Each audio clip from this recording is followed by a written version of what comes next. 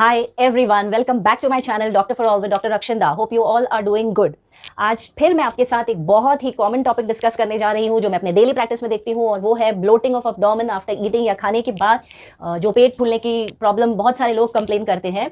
And पेट फूलना जिसे English में या मेडिकल टर्म्स में कहा जाता है ब्लोटिंग ऑफ एब्डोमेन।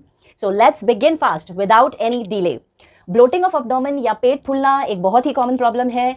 खाना खाने के बाद अक्सर लोग कंप्लेन करते हैं कि पेट हमें फूला फूला सा लगता है। स्पेशली अगर आप नोट करेंगे तो अपर पार्ट ऑफ एब्डोमेन जो रहता है वो काफ़ी फूल जाता है, डिस्टेंडेड हो जाता है या स्वोलन लगता है बहुत सारे लोगों को। वो एक आमतौर पे क्या होता है कि अगर हम लोग ओवर ईटिंग कर लेते हैं या ज़्यादा कुछ खाना खा लेते हैं तो उसकी वजह से बहुत सारे लोग ये चीज़ को कंप्लेन करते हैं। It's a normal day to day activity में हमारे ये प्रॉब्लम होता है, it's a normal thing.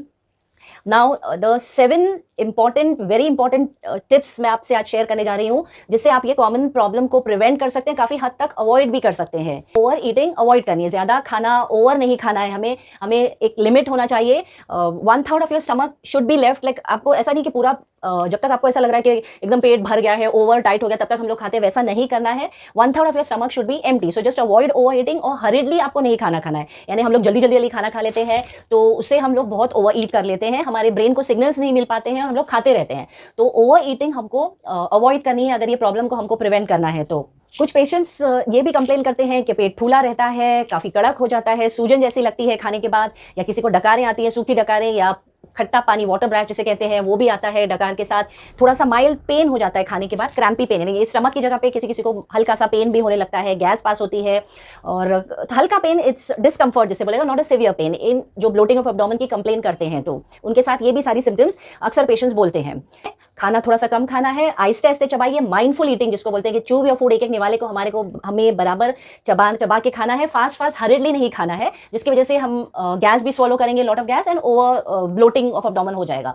Second important point is कि आपको कुछ ऐसी हैबिट्स हैं जो हम लोग अनकॉन्शियसली एयर स्वॉलो करते हैं। जैसे हम लोग च्युइंग गम कोई लोग चबाते हैं तो एयर स्वॉलो करते हैं, हम एरिएटेड ड्रिंक्स पीते हैं, कार्बोनेटेड ड्रिंक्स, तो उसमें एयर स्वॉलो हो जाते हैं, कभी स्ट्रॉ से पीते हैं तो एयर स्वॉलो हो जाती है। तो हमें ये सब चीज़ों पर ध्यान रखना है कि हम लोग कार्बोनेटेड ड्रिंक्स अवॉइड करें, च्युइंग गम अगर है तो अवॉइड करें, और थोड़ा सा स्लोली खाना है। स्ट्रॉज अगर हो सके तो ज़रा हमें अवेयर रहना है, स्ट्रॉ को अवॉइड कर सकते हैं, डायरेक्टली ग्लास से पियेंगे तो इतना ब्लोटिंग नहीं होगी, क्योंकि ये सब चीज़ों में हम लोग अनकॉन्शियसली एयर स्वॉलो कर रहे हैं, तो जस्ट अवॉइड दिस।